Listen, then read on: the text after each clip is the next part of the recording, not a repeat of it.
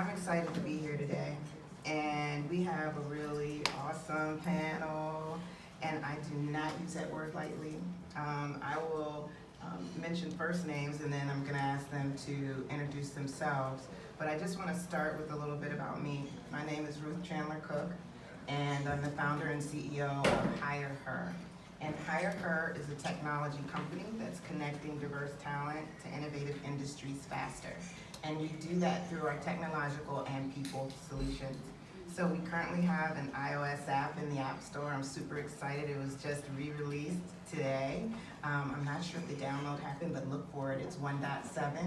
And shout out to my great technical team and the woman leading the project, Darshini. Thank you for getting that done today. So I'd like to just move forward and introduce everyone. You know, the name of the panel is the minority majority. And so I gave a nice description that got you all here in the room today. But I just want to frame the discussion a little bit, and then I'm going to turn it over to all of the panel members to introduce themselves and kind of why the topic is important. So 50.4 of American children under 1 year old belong to a racial or ethnic minority. Think about that, American children, right? And the non-Hispanic population expected to fall below 50% by 2045. That's according to the census. And then one of my favorite statistics, just to help frame the discussion, is the workforce is 49.4% male and 50.6% women. And so with that, we'll start our conversation about the minority majority. And would you please be kind enough to introduce yourself and a little bit about why this is important. I'm going to start with Mary. And, you know, want to thank her for bringing her West Coast vibe to our chocolate city. And ask if you can tell us a little bit about what you do and why you're passionate about this topic. Thank you, Ruth. My name is Mary DePaulo Haddad, and I'm from Seattle, Washington. I'm a trial lawyer, and I've been practicing law for 18 years. And I'm here to speak with Ruth and all of you about my career path, because even though I'm in a very traditional environment, it's very relevant to technology. I work in a city that's full of technology, and I see what is happening to minorities and women happen in tech. And we're here to solve that problem and talk about it. So I lived in Baltimore for a couple years and worked in Washington, D.C., so this city is not foreign to me. Although our cultures are different on the West Coast to the East Coast, I think we have the same problem to solve. Women have been in the practice of law for 50 years. They've made up 50% of law schools for the last 30, but they're underrepresented at the top. And my experience is a little bit about why we're underrepresented at the top. When I made partner, I hid my pregnancy because I knew that if I told them I was pregnant, and this is 2008. Okay, so I had a book of business. I came from a family that strongly suggested I stay home with my child and leave my book of business. And I actually thought it was my family because I come from, I'm the 9th of 10 from a Catholic family. Most people are internationally married. And I thought it was my family that, and my husband's family, he's Christian from Turkey, and I thought that those cultures were the strongest indicator or pressure points for me to stay home and leave my book. And then I saw everyone doing it. And I realized that women, if you look at the data, women leave or are pushed out because they are caretakers. And people who take care of other people are actually penalized for it. I've had to move 2 firms and spend my own money to build my own book, and it's taken me 10 years. So it's a big financial impact on disproportionately women because we're the caretakers. So with that, I'll hand the microphone over. We're excited. So that's the bomb. Yeah, yeah. So this, Ebony, you know, I'm really excited that you're joining us today too. And I'm a huge fan of TAG, and you know, I was happy to sponsor during Pride Week an ad for HireHer, and I really appreciate the work. Can you tell us a little bit about you and what you're doing and why you care about this stuff? Sure. So again, Ebony Bell, I'm the owner of TAG Communication, which is a hub, a media hub for LGBTQ women. So we have a print publication, we're online, and we have 2 podcast shows, and it's all about just telling our stories.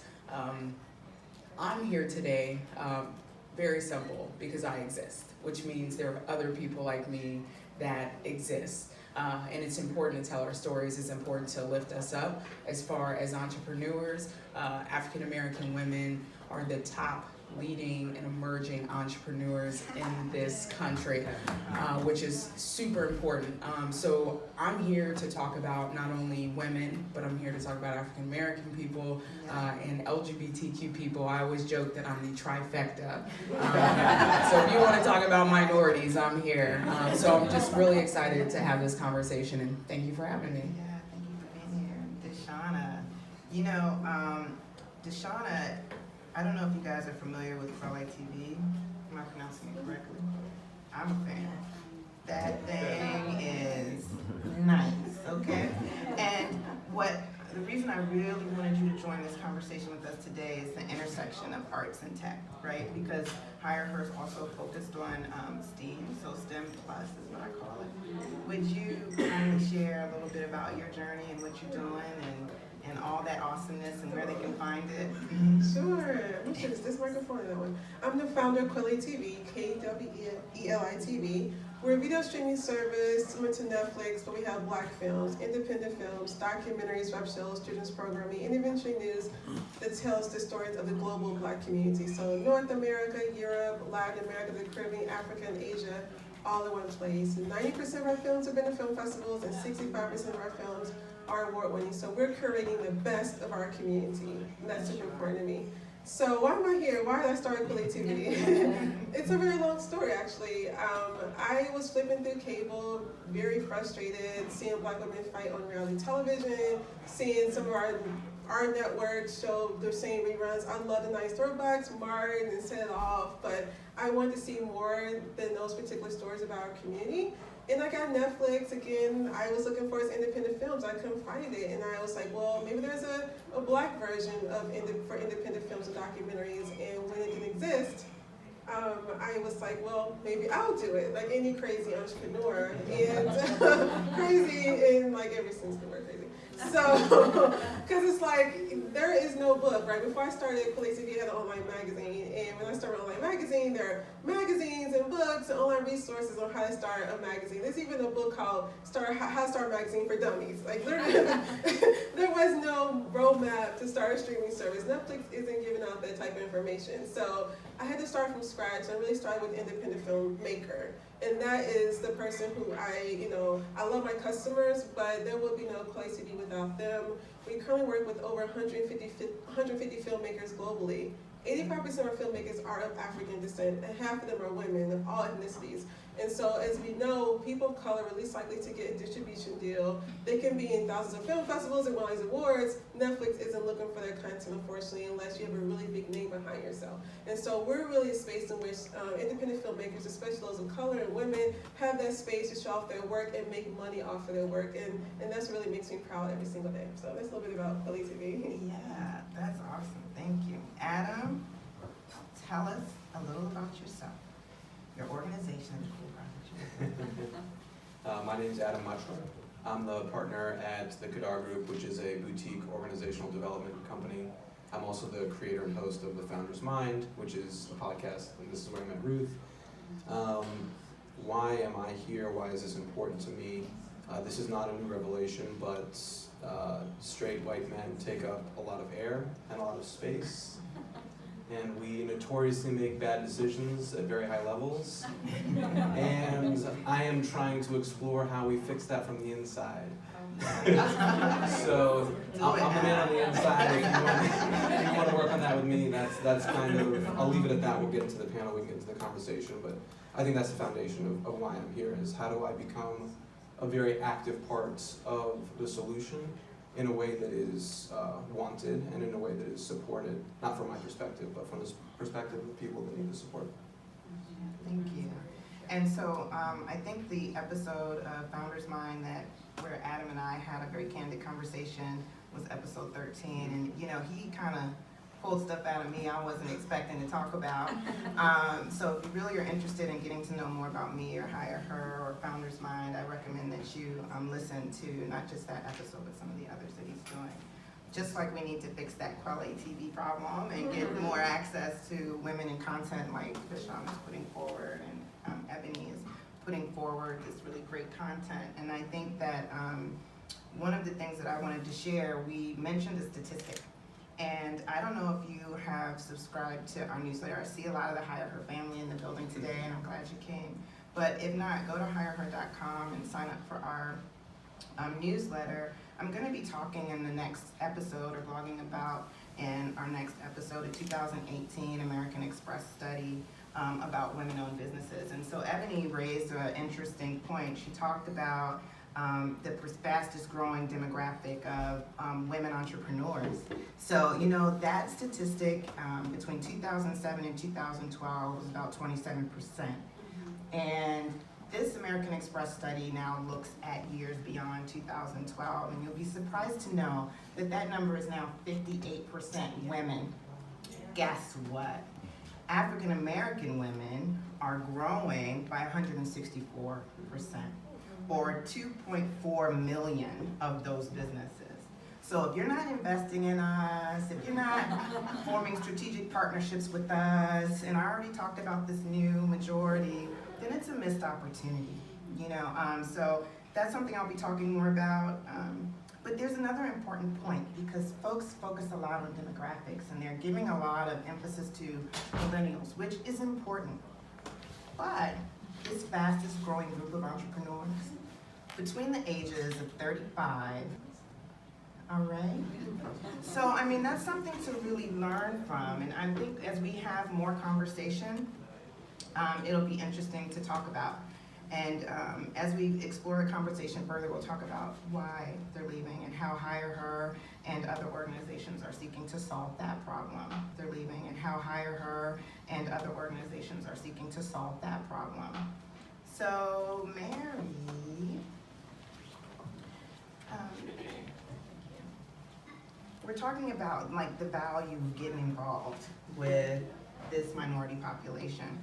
Can you talk a little bit about the risks to organizations when they avoid being proactive about issues that matter to minorities, and when they ignore real challenges they face, particularly in the workplace? There are legal risks and there are financial risks that Ruth talked about. Across the board,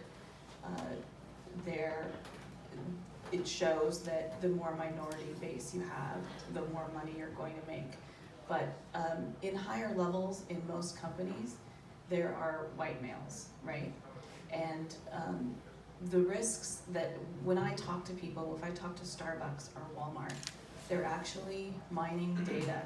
They have very sophisticated systems, and they mine data and they see where women and minorities are within those companies, and they pull work.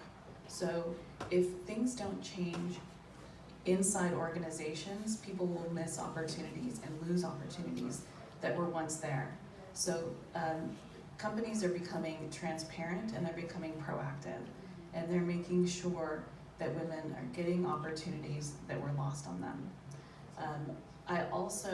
I think that one fascinating development with the Me Too movement is that senior executives who change jobs are now being asked, what's your sexual assault history?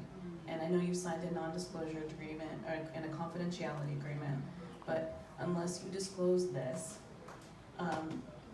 we will not hire you. I think that what is not what the data doesn't show and what I see in my work are discrimination suits. They don't become complaints. They're settled before they see the light of day. And people are talking to one another more, and they're not afraid of bringing those suits anymore. So if you're on a board and you're overseeing the distribution of work in a company, or there is a sexual harasser in your inner workings, those things are being addressed now. Those people are being fired because of the risks that they face, and because people are talking about the financial missed opportunities and the risks. Yeah, thank you for sharing that. You know, I'll tell you that the statistic is that we mentioned earlier is really about why are they leaving the workforce? These women that I talked about, poor treatment, okay, being undervalued at work, lack of resources and mentors. And so at HireHer, we're working to fix this, but we can't do it alone. As we go on, I'll tell a little bit more about why I started the business, because I think I fit in that statistic. But Ebony, I also think it's important to have allies. And I really thank you for being an ally of HireHer. And I'm a proud ally of the LGBTQ community. And so what ideas do you have about the best ways for individuals and organizations to be a good ally of the LGBT community? And how can we create a more inclusive environment? So it's how you show up. And what I mean by that is it's great for people to say, oh, I have family, I have friends that are gay. That's not enough. It's just not enough. It's how you show up in your daily life. And maybe this is more personal and I guess organizational. What are you saying when your coworkers, when your friends, when your family are saying derogatory things about people in the LGBTQ community? Are you letting it slide, or are you speaking up? That's what an ally does. It's not just showing up to the Pride Parade and waving your Pride flag. Great, we appreciate you being there, but it's not enough. That's not what's going to get us further. A lot of times we can speak up, but it doesn't hold as much weight if you speak up. So I think personally, I think that's how you show up as an ally. Don't tolerate us, advocate for us. And again, that can go any way. I think it can go in your boardrooms. We're still fighting for transgender rights, transgender women. They're being killed out on these streets at least once a week, which is really sad. But we should see these women in the workplace, not on the streets. They're just as capable as everybody else in this room. So it's time, I think you kind of mentioned, like, what is our boardrooms looking like? What is our staff looking like? You know, we have a publication here, and this is no shade to them, but they were given the question on why they didn't cover a Latinx, I think it was an event or something. And immediately I said, and the guy was there, I was like, because they don't have any people of color on their staff. You can't tell the stories of people if it doesn't reflect what you have in your office. It just doesn't make sense. So I think that's another way to really be a good ally. And then there's something that I always say, it's great to have great intentions, but it's even better to be intentional. Yes. Don't put, for example, you know, with publications, oh, we're gonna tell this story because the person is black. No, tell a story because who they are and they just happen to be black. I think that's just ways that you show up as an ally. I could probably go on and on and on about this. But that was an important message. Yeah, absolutely. So that's just one of many ways that you can show up. And of course, I appreciate you and everything that you do. That's how we survive, is to have the support of not just our community, but our allies as well. Yeah, thank you. Yeah, thank you. So Adam, we're talking a lot about the current climate and what it's like for us. And I'm curious, because I know you're super cool and you're gonna answer this question honestly. I'm just gonna ask it. So, would you wanna be a black man? If so, why? If not, why not? And what, if any conditions do you think would make it more desirable to walk in the shoes of a black man, or black woman for that matter? We should only take 30 seconds. I want to say one thing first about I want to answer that because I love it. Yeah. Okay. Showing up and intentionality, you bringing that up for me is such an important thing, and I just want to sort of re-emphasize that because it's a lot of, just like you said, action. Like, I need to act. We need to see action. So I just wanted to say it. I really appreciate that. I thought about this question. You gave me a little preparation, which I appreciate, because that would have been real tough. And actually, I was thinking about it this morning, and this is my initial reaction. I don't know if I have the strength to be a black person in America today. And I think that at my core, that's what I think. And when I think about this stuff, I actually get a little emotional because I also don't think it's fair. And I struggle with that. So where I see myself in 2018 and with the world that we're in today is, what can I do in my position? Yeah. I haven't talked to all the white people. I haven't talked to all the straight white men. So I don't know what everyone thinks. But I can tell what I'm seeing and what I experience, and again, I don't think this is a new revelation, is there aren't enough people in my position or in my skin advocating, to your points, really pushing for change or having the tough conversations. I mean, I've had some really uncomfortable conversations with people that I put on the table, and I said, this might ruin this connection or this relationship because you said something inappropriate about a woman, or because you use language that is like way out of date and was actually never okay. But we're like, oh, now we're concerned about what we're saying. And so I think, what would be the conditions, if the world was a completely different place and we all had equitable and equal opportunity and we all had a fair shot at whatever future we wanted, whatever that might be. Yeah, that might be interesting. I'm like very tangentially interested in sort of being able to get closer to walking in someone's shoes using VR and being able to really understand what that story looks like. Because again, I can read the articles, I can be in conversation with people, but I will never know what it means to wake up every morning with that, with that experience, or what it means to go to work every day and be the only black person or be the only woman in on a board of a company. And so I think in reflecting on this question, which I really love, and I told people, I was like, I'm on this panel and Ruth's gonna ask me this question. It feels a little intense.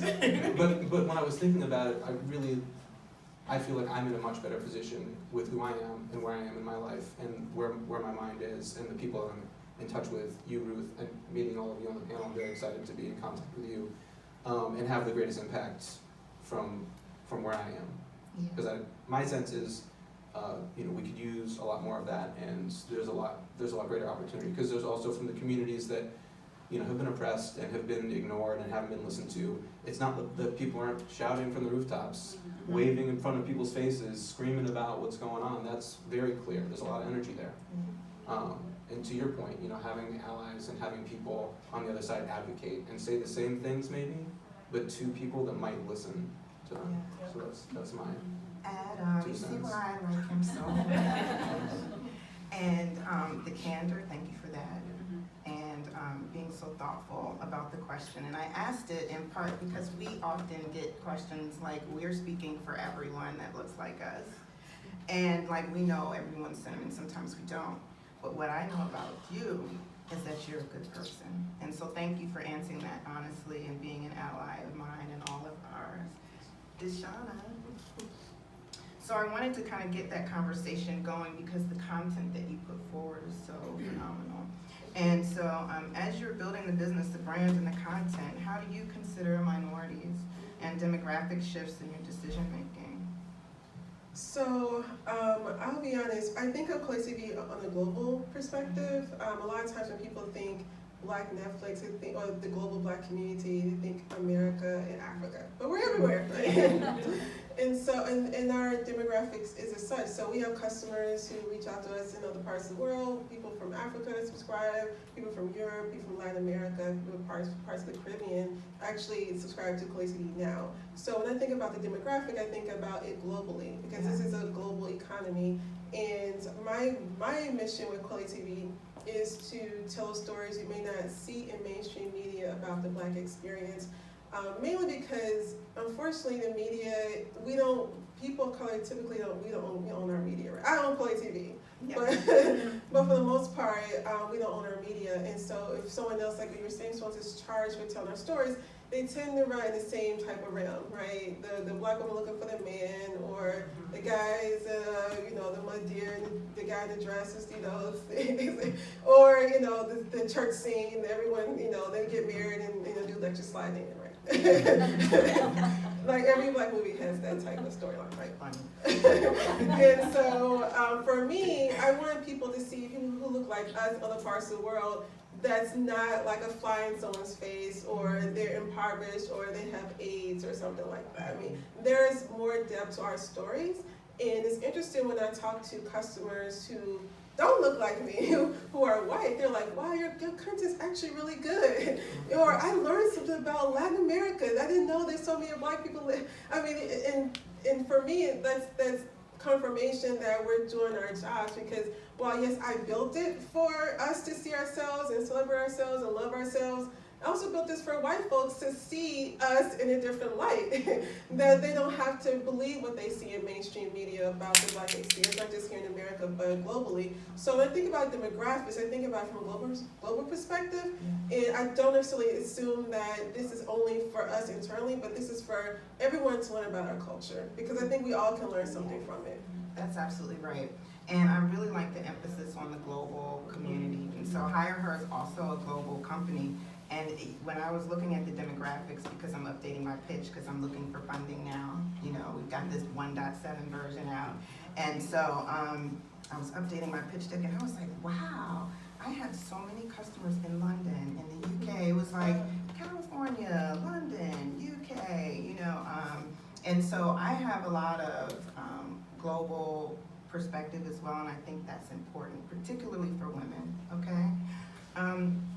Talking about content and stories, and I feel like this is a safe space, and we're among friends, and I'd like to share a little bit about my story and why I started this journey.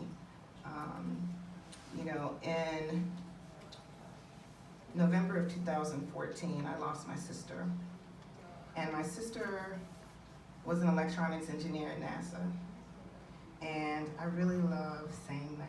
That makes me feel good. She was a rocket scientist, and I just thought she was totally badass, And we're 10 years apart, so I just always looked up to her. And when I lost her in 2014, I was going to the hospital to see her. We knew it wasn't going well. And she spent a lot of time talking about, her experience and how she didn't get credit for her work, how, difficult it was working in traditionally male-dominated industries. And, I was surprised that at that time that she was so focused on that. I mean, we've talked about sexual assault. That's really, violence. It's also domestic violence when you put your hands on someone. So we can't just look at, sexual assault, because I suspect that some men have become comfortable with that language. But when you put it in the context of violence, and I don't know anybody that likes somebody that's beating on women or attacking women. And you do that in a number of ways. It's emotional and it's physical. So I'm just interjecting that because of some of the things that we're experiencing in the world today, which is also very relevant to my business, and Mary mentioned me too. But when I was there with my sister, I would have thought she would want to talk about the kids. Ruth, I want you to do this or that or the other. But what she was saying to me is, you can do anything you put your mind to. And that she wanted me to use my talent as a human resource management expert to help solve this problem. And I've been working for over 20 years in this business at a very high level and across industries. And, you know, it wasn't until a conversation I actually had with Adam that I started to become more self-aware. I'm gonna give you some credit here, it's true. Because he asked me a question. You know how sometimes people, you're not thinking about something a particular way until somebody asks you a question? And I thought about it after the discussion. He and I didn't talk about it, but he asked me a question, whatever the thing was, and I got home and I was like, damn, I'm sitting there talking about my sister Elizabeth Lynn, and I was showing up to see her, you know, with scars on my face from my own domestic violence. I was showing up to her bedside at, you know, 8:30 because my boss was telling me he couldn't stand to see me in the office and there were things I needed to get done. And I was being a little arrogant, you know, because she worked at NASA. Yes, she was an electronics engineer, but I had a very successful career myself. And I learned a lesson in humility because I was sitting there thinking, well, I'm kind of like surpassed you, because you know siblings, you guys are like, you know what I mean? But it was a lesson in humility for me because I'm sitting there focused on what she's going through. Meanwhile, my boss is telling me he hates black people, you know, and he wants to tap his ring on the table and I be quiet. And I'm at the highest levels of government in a constitutionally established agency.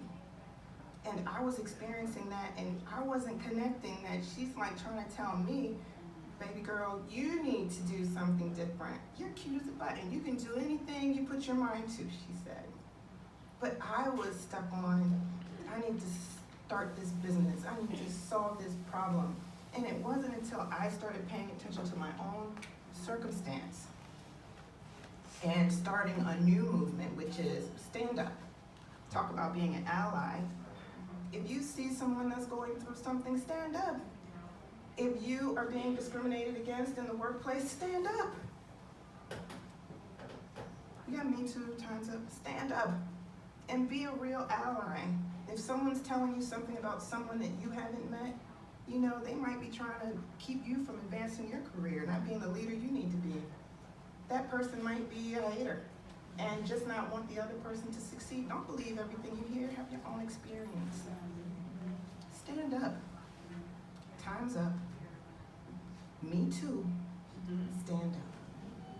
So Mary, I'm gonna turn to you because you and I have talked a lot about the Me Too and Time's Up movement and the HireHer movement of stand up against discrimination in the workplace. And I know that you face this a lot and we've been talking a lot about this privately and personally. You know how I feel. And like I feel like I'm shoulder to shoulder with all these women, both because of my sister's experience and my own. What do you think about the movement and its impact on the future? I think that we're in a really revolutionary time. Like I said, I'm the 9th of 10, and I have 4 older sisters, and they worked in New York City, and they did the same thing that I did. After the first child, they stayed home. And then I watched them struggle to get back in, or struggle to lose that part of their identity. I get mansplained a lot. If you guys are probably familiar with mansplaining and manterrupting and accepting credit for my work. And I am taking credit for my work. When I get mansplained, I stop it.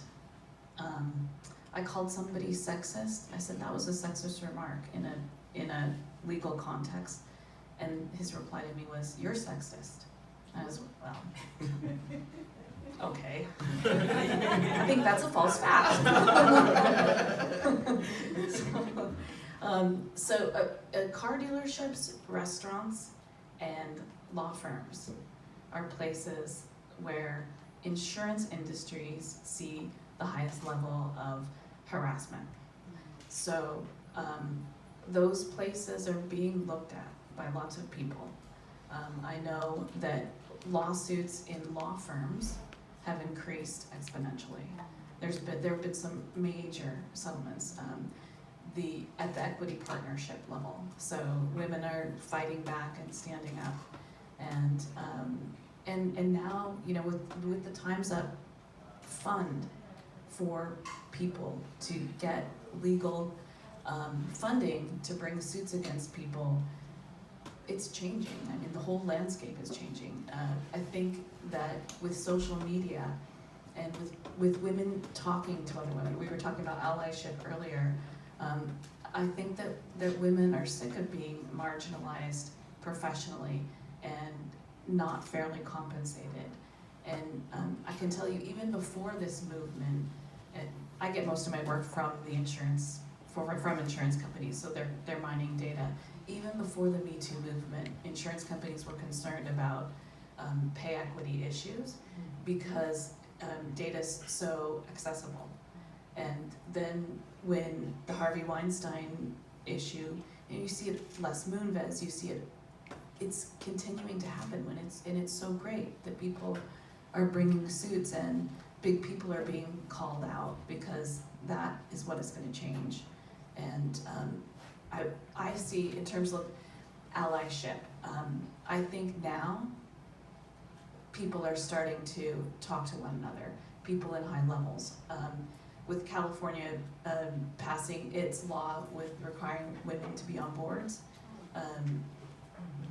and I'm not sure what the status of that law is, but that's something that is, you know, when California, New York, and Washington do things, then it starts spreading. And, you know, the UK has a requirement for full disclosure of where women and minorities are in an organization. And I was at a speaking engagement earlier this year where the head of Lloyd's of London, she is now straight but was gay. She talked about, you know, disclosing Lloyd's of London's numbers.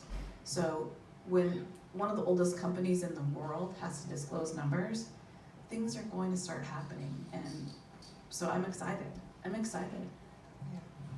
I'm excited too about the future that we're working for. Can you share that to everyone?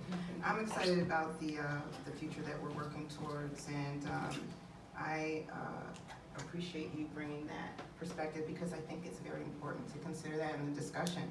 When you think about the new majority, if you're Netflix and you're not checking for quality TV, there's something wrong with you.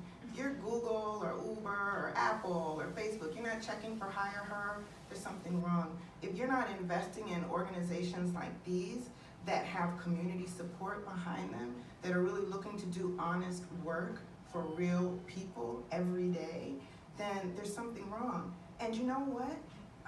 With these numbers, I don't know how long you're gonna be in business. You can't copy everybody. You can't swipe from everybody. Somebody is going to build the next $1 billion thing, and you might wanna be a part of it because it's gonna be supporting the new majority. So, Ebony, I wanna ask you, as a founder leading the organization and developing artistic content, how do you consider minorities and potential demographic shifts to ensure your content is speaking to a wide audience? Because I think we need more allies, don't we? So let me just say this, what you said earlier. I just thought to myself, man, it's exhausting being a Black woman. It is exhausting saving the world and being the most disrespected people in this country. But thank you for sharing that story.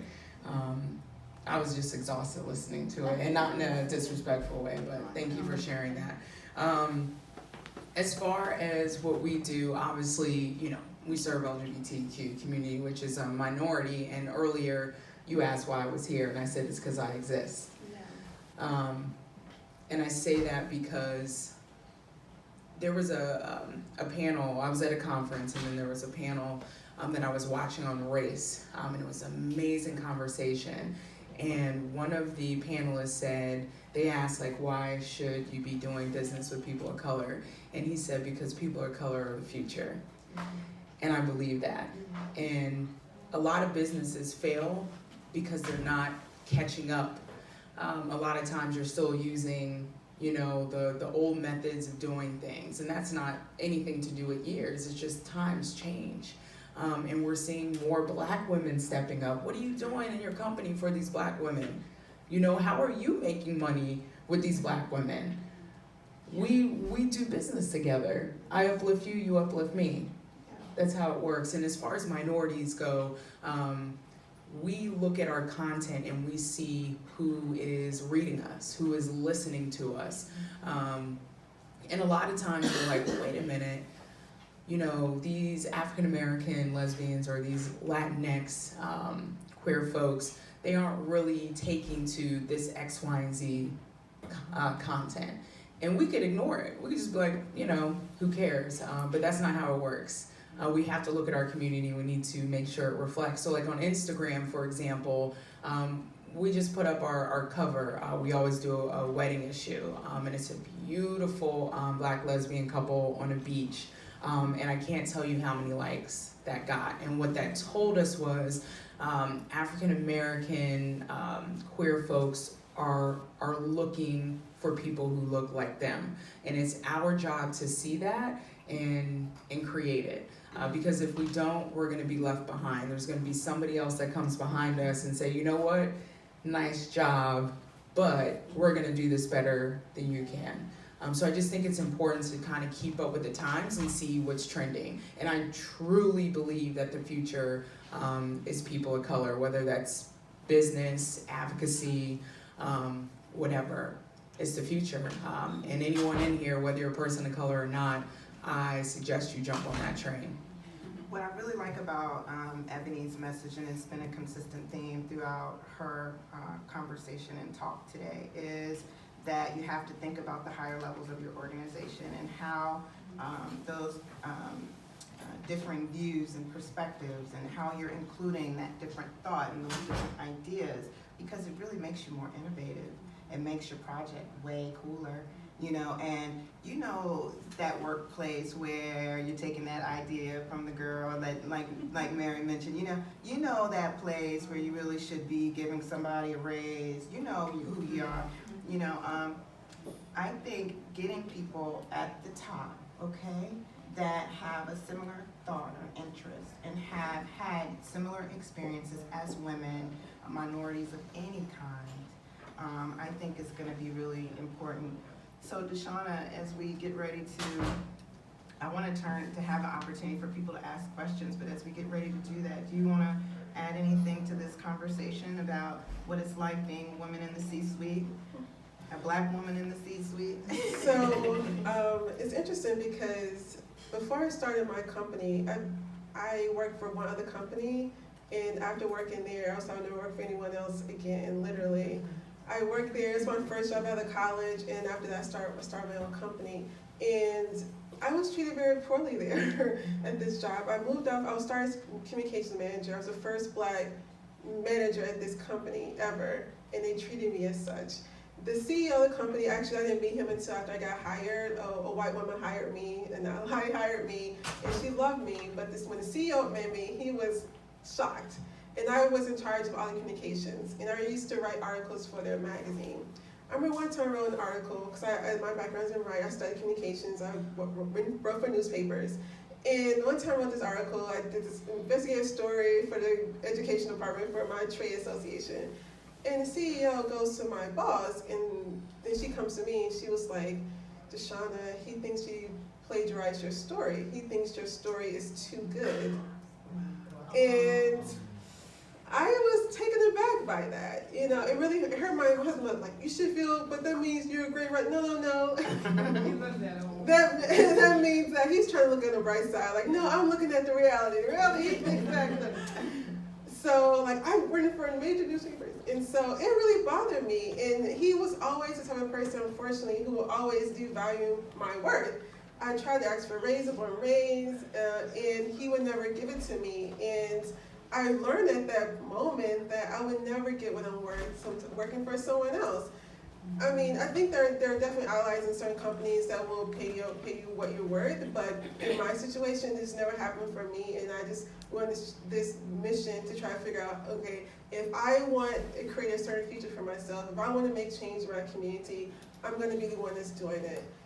And then even as becoming an entrepreneur, you know, like I remember when I started my company and I first started it, I read these articles about starting a tech company, you do your MVP and you prove it out, you get traction, and voila, you know, the investors make it rain. And you're like, yay, whatever. That's not how it happens for black women, okay?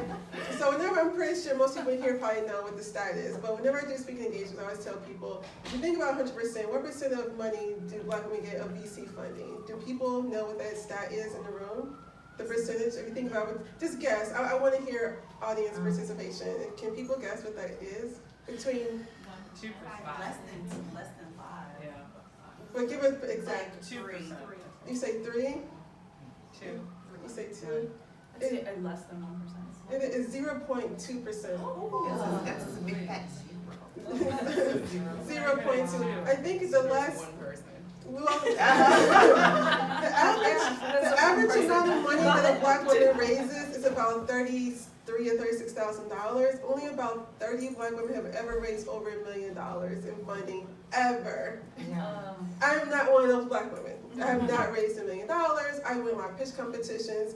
And so the reality is that even though I was, kind of escaping working for someone for my work, I still meet with investors who actually don't see my work as well. And so despite that, I create this company and I'm doing what I can to be the best for my customers and my filmmakers despite that issue.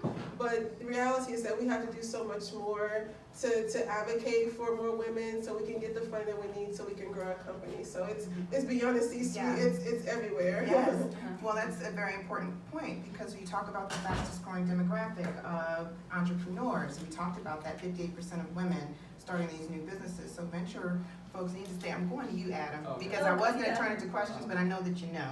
And so, and I'm glad that we talked about this 0.2% number. But Adam, because you've been working with startups and doing some cool stuff, and I just have to give a shout out to those really progressive venture folks that are game changing for black women in particular. There's a couple of funds out there for black women in particular. I mean, Arline is Killing it. yes, and Rich Dennis is Killing it. yes, and so Adam, and we want to benefit from that, So Adam, I want you to tell us, how can we, so there's these funds out here, we're these entrepreneurs, I'm on release 1.7. I mean, so it's not really, it's soon, it'll be a commercial, and I've spent, my husband's allowed me to spend my savings building this business, investing in myself, okay? And staying up half the night, he's like, he wakes up, he's like, you still up? Yes. Yes. Adam, what's the game change for women and minorities in the funding environment? What do we need to know from a startup perspective about, getting a deal done? I think there's so many things in my mind that actually have nothing to do with what do you need to know or what can you do, right? And I can't speak on behalf of why investors don't realize that companies founded by women and run by women outperform companies founded by men and run by men. That seems like a pretty obvious stat. Katrina from Stitch Fix, her IPO was last November, and I think they're up 200%. And it was the first female-led IPO in 2017. But there's very little coverage in my opinion. So when I look at things like that, I say, that's a really good data point. 200% return in less than a year on a publicly traded company. That's like some startup return. And I don't have access to that, but I have access to the stock market. So I think one of the things is converting more people maybe into my bucket, which is what can I do, and what are the things that I can do to support you and to support the the people that are looking for funding or looking for mentorship.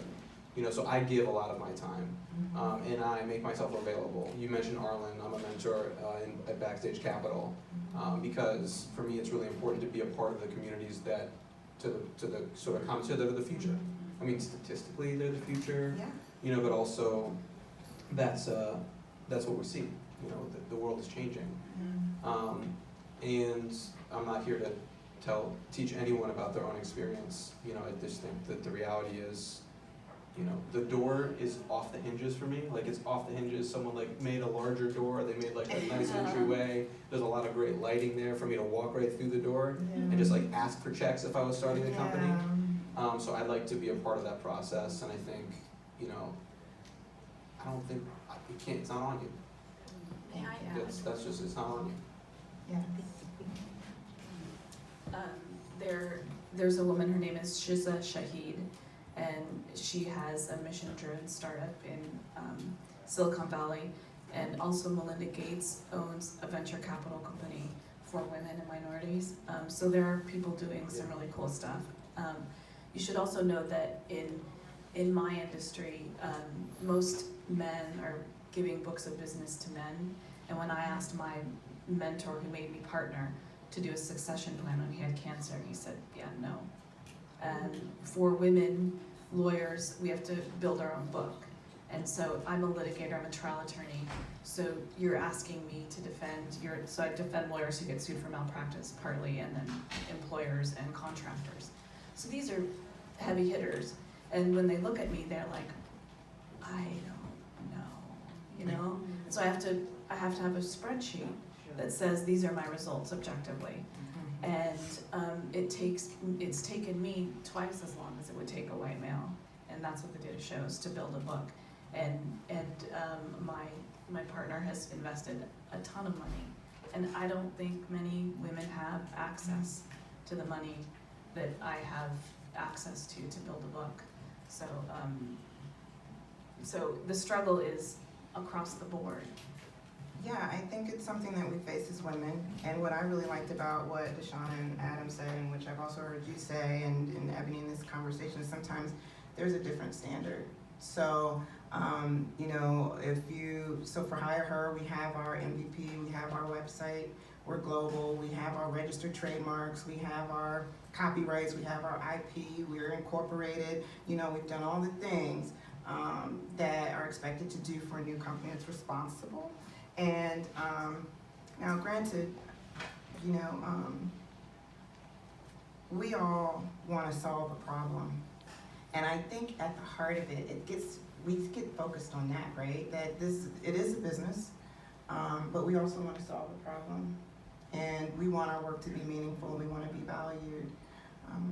So I'm gonna turn to you to hear from you. What do you think about the minority majority and some of the conversations that we've had today? Okay. Yeah. So you brought up a very interesting point. I work in a company that is like dive deep into Me Too. Yeah. And you brought up a point that you feel like things are really progressing forward, and this question's directed mostly at Mary. Yeah. But I see a lot of high publicity type people making this movement. But then you look at Kavanaugh, and you look at Dr. Ford, and now Ramirez. And these are people who are coming after someone who is a very high level person, and they are shut down immediately, not believed. And the movement feels like, at that point, it's right back where it was. So my question to you is, do you really feel like the movement is really moving forward? Or do you feel like there's a facade of it moving forward, but we have a lot of work to do to really move it forward for people who are not very famous? So I don't know if everyone heard Sherry's question, but she's asking Mary if there's real movement in the Me Too Time's Up movement. Is it just for, you know, celebrity names, big names, and people that are getting shut down, or is it for all of us? Mary, what are your thoughts? It's a great question. It's a great question, and I share your frustration. I think that you'd have to have your head in the sand if you weren't frustrated now by the lack of progress. And that the data shows what it does show is that at very high levels, women are missing out at board opportunities. And I still have hope because we're here talking today. Yeah. And this is live fed on Facebook. And I see the small suits, I see the little players doing something that will never see the light of day or never get press. So in my world, you know, the butterfly effect, I see the little cases. I see the little people bringing cases, and so I have hope. Yeah. Yeah, so, right now, with Donald Trump in office, I mean, with you all on the panel and expressing your concerns, what would be the ideal situation if you came to Washington and someone wanted to cut a check? How much do you need? just sort of go around and, how much money would you want? And sort of talk about some of your experiences with pitching VCs. Those are kind of some of the things that would really help the audience because they were sort of following in your footsteps. So I would like to ask Adam to start. No, seriously. Because, he's working in this space and he's seen a lot, he's doing the mentorship role with Backstage and others. So, what do you think, Adam? I think one of the really interesting things with fundraising or VC money in the stage of where a company is asking what does a company need right now, because it's going to be different for everyone. So if you're asking me how much money do I need, I would say a blank check so I can write other checks for people because other people aren't writing checks for the startups out there. But honestly, I think just from what I see in the conversations that I have is 0.2%, right? Like, what would 1% look like? That's a huge increase. It's a tiny number still, but it's a huge increase. So I think less about what's that sort of dream scenario and more about what are the little things that individuals can do, right? What are the little things that I can do? What are the little things that you can do? Maybe you have a company that you can put behind the work that you're doing.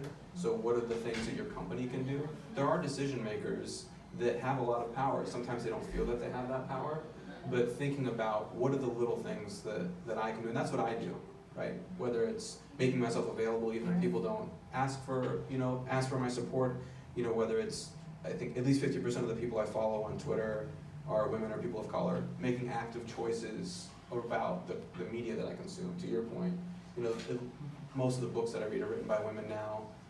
If a song references a woman using the B word, I rotate it out. Because it's just like there are these like subconscious things. Like we talk about these big changes, but what we're looking at is a really nuanced shift. And it has to happen every day, and it has to happen every moment, and we have to reprogram where we are. So that goes way off of how much money does someone need? But like, I think that question is great, but there are all these little things. Like, I don't write big checks. I don't write small checks either. But there are things that I can do outside of that space, and that's really where I focus. And I would encourage everyone to focus them in that area, because that's where, to your point, your question I thought was great, like, that's where little things happen. We don't hear about it, but you would feel it, I would feel it, people would start feeling it. So I want to add to his question. So for the benefit of those in the room that may not have heard his question, and those that are streaming live with us, the question was, what do you need? If someone were to write a check, what would solve the problem? What would get you off the ground? And I think we've talked about a lot of things today. So one of those things is like how someone suffers from discrimination and harassment in the workplace. If you know that happened, stop ignoring it and cut that check. Cut that check.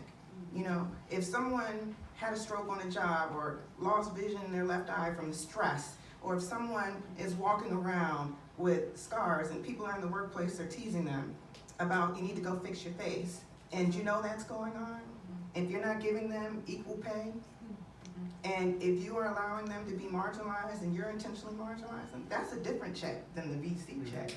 I'm looking to raise 1.5. What do you need, Deshauna? Let's put it out there. Ebony, what do you need? Go ahead. So, 1 million. I mean, that's if you want a number. Are there other people in the audience who are actually looking looking for this particular answer? Want to know what we're raising and why? I can talk to you about some issues I have with potential investors. I think one of the things, the challenges is making those connections, as you mentioned. So when I remember looking for investors, they say, oh, you need someone in your network, and then you click on the investor's page and it connects you to their LinkedIn page. It's like they're at the top and like 20 people between you and that person. There's no way in the world you can make a connection. We invite the third person, like what? How is this even making sense?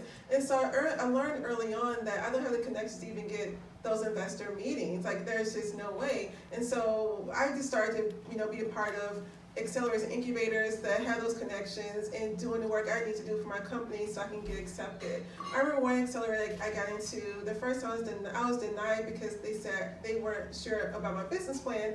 But the second time I actually got in, but the other people who were in the accelerator with me who were white, they didn't have a business plan. And when we left the accelerator, they still didn't have a business plan. I was making money, okay? And so I'm learning that the reality reality is that no matter how good you are, sometimes people see me or see what we're building because it's Black content and they don't see the future. They don't think there's any money. They don't think that we can have the type of return that they want for Black content only. And I'm not sure how to fix that issue. Like I said, yes, $1 million, but at this point, I'm not holding my breath because I would collapse and die waiting for $1 million check. I am going to work. Techco gave me money, Matter gave me money, Halcyon supported me, Humble. These are the programs that have helped me despite that. And a bunch of pitch competitions. So I'm focusing on those, whether or not I get the check. I'm going to try to make this work despite the $1 million. What about you? So I would think any of us were crazy if we didn't say $1 million or up, right? But I'd like to start on a large level to even, I don't want to keep saying the little guy, but people in this audience that maybe you're making minimum wage, because I think actually all of you can help. And here's what I mean by that. Yes, ideally $1 million would be great. On a mid-level, we've been blessed enough to have grants. We had a $50,000 grant from the Houston Health Department. That was huge for us. It's not $1 million, but you would be surprised how that goes a long way. I can hire somebody else on my staff that can help grow my company. On a lower level, the people in this room, you would be surprised how you can, just the little things you can do. Subscribe to a magazine. That's, for us, is $30 for a year. $30. That is nothing. Another thing that you can do, let's say you don't have any money, like us on social media. Because I can go back to my advertisers and I can say, hey, now we have 1 million people following us, so I'm gonna charge you more money. So there are just different ways that we all can do it. $1 million, 200,000, 50,000, but again, there are little ways. Buy a t-shirt, you know what I mean? Subscribe. It's so, you would just be surprised the little things you can do. Just if all of you liked us right now, Tag Magazine on Twitter, that would be huge. Yeah. I agree. And Mary, did you want to add? I want $1 million too. Yeah. Exactly. Yeah. For sure. Yeah. I This think audience participation, I'll take it. exactly. So, the point that I think that we're all making is that we need to be real allies and supportive of one another in our endeavors. If you could go to HireHer.com and subscribe for our newsletter, download the app. If you're looking to hire someone on your team, it's free. I can improve our iOS app by your participating in the process. It's free. Do it. Let me learn from you and your experiences. Email us. Be involved. Be a part. Okay? Any other questions from the audience? Who's going to be mentored? I am. I feel like all of us. I'm sorry, I don't know. Okay. No, And I don't think I'll ever not need a mentor. Yeah. I think that women don't understand that, whether you're a minority or not. I think that men typically understand the value of a network, and women undervalue it. And I would love to be mentored, and I'd love to mentor. Yeah, and I do. Yeah. We need mentors, we need sponsors, and we need coaches. Yeah. And allies. And yeah. Anyone else for a question? Thank you, and thank you for thanking us. And thank you for listening. It's not always easy for us to share this candidly without knowing how it'll be accepted, but I appreciate that you gave us a safe space to do that today with my DC Tech family. So with that, Adam, are we on time, or do we have time for one more question? I think we are over.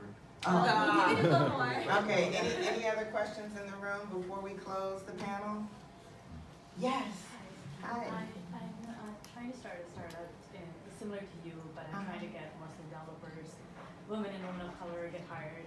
That's what I've been working on. And last month I kind of what do I do? So I started featuring women of color and women who are looking for jobs. And I was honestly just shocked that none of the black women were even contacted when I featured. The Indians were contacted, the white women were contacted, but none of the black women developers were even contacted. So I reached out to companies who have founders who are of color, and one black woman actually got hired because of it. So so right now I'm looking for how do I, find allies like you, Adam. Like how do we find people who, because we need them to kind of like grow, because we're just so we're so few in the community that we can't just grow by ourselves. We need the allies. Like, do you have any suggestions on how to build our ally network? Well, I think forums like this is one. So, we could obviously form a strategic relationship and we should talk. But I think networking with people in the room, and Adam, did you have any other ideas that you might want to offer? So those that are streaming live, she said, how do you find allies to help advance the business? And she's starting a new network. Any other ideas? I wasn't sure if you were Or- asking how or to find Deshaun? black women or allies, that's what Oh, I was okay. No, go ahead, I wasn't quite sure. I think one of the things that I found, social media is a great way to find people that Yeah. you can connect with. And I know that social media gets really noisy and there's a lot of static and there's a lot of junk out there. But a lot of the things that I'm doing today and a lot of the conversations that I'm a part of is because I found people on Twitter, on LinkedIn, that are talking about the same things. It would be really hard to replicate this room every day for, weeks and weeks and weeks to find people. So I think that might be a great place to start. And if people that are really passionate about it will engage with you. Anthony, can you jump in too? I just want to make sure that we hit Oh, everything no, we go. I thought you were asking a whole different question. No, but So- I'd like to hear what you Yeah. Okay, she's I talking think, about- so you're saying, not a lot of African American, black women, signed up or applied, is that what you were saying? No, they had signed up, but Uh-huh. they just weren't nobody contacted them to hire them. Oh, okay, so then, yeah, that was because I'm part of the struggle. So I can't even give you that answer, but I do think that's the place to go, is to start with organizations that have African American black women. They don't have to be CEOs, right? Even, I know it might sound silly, but there are a lot of black women working in social justice, nonprofit organizations. So they may not be the head or the top, but maybe they're HR. That's where I would go. Social justice, advocacy, nonprofits, to see if you can find allies. And I'll tell you, I was tossing to Ebony because she also does regular meetups and hosts events. Yes. And there's an opportunity to find allies in the LGBTQ community. I recently just got back from Lesbians Who Tech and it was a phenomenal experience. Shout out to Leanne for that. Yes. So I know that there are allies everywhere and you should look for them everywhere. And so that's why I wanted to add that. So thank you so much for having us today and listening and being a part. Thank you, DC Startup Week.